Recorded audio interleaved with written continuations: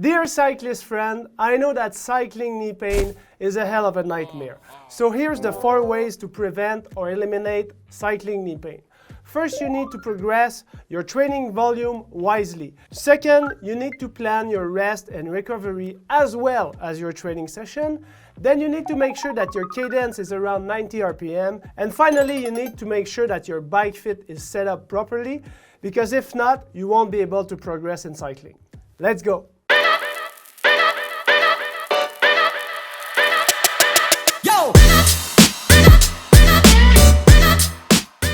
What's up everyone? Welcome to Physio Velo. The first key element to prevent cycling knee pain is the progression of your training volume. Too often, we see cyclists coming in clinic for a bike fit session and they didn't manage well their progression of training volume.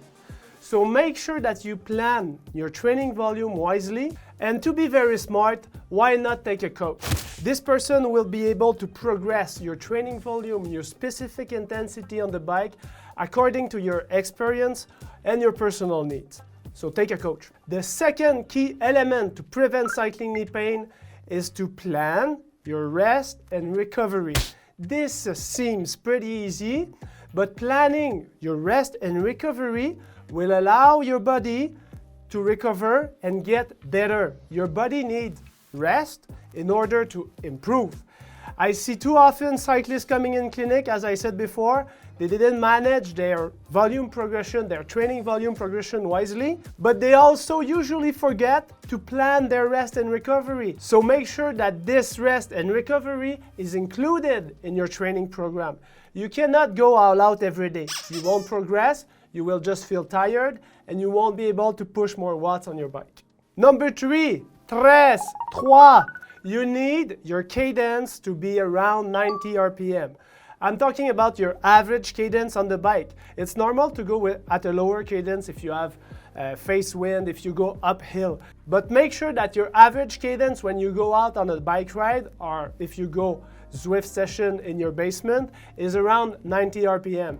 This way, you will reduce the risk of knee injuries because you will have less forces on your joint, less torque, because you will split the workload into more small parts if you increase your average cadence.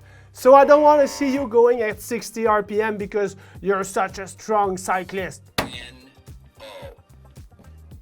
Before giving you the 4th key element, make sure to stick with us until the end, because I'm going to give you a very good exercise to practice on the bike to reduce your knee injuries. The 4th key element is to make sure that your bike fit is well set up.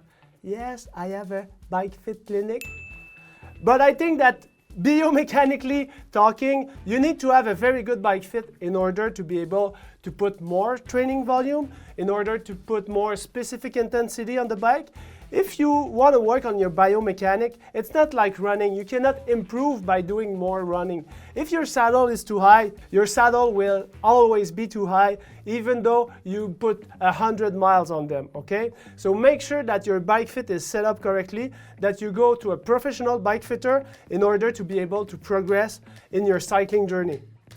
So as I said before, it's now time for the bonus exercise. Okay, so the bonus exercise is pretty simple. I just want you to work on higher cadence. If you're able to do 5 times 1 minute at 110 or 120 RPM, it will be easy to increase your average cadence around 90 RPM when you go out on the bike.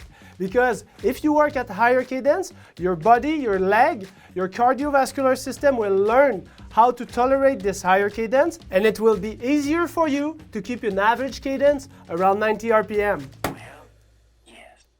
I hope this video was helpful for you. Make sure to subscribe.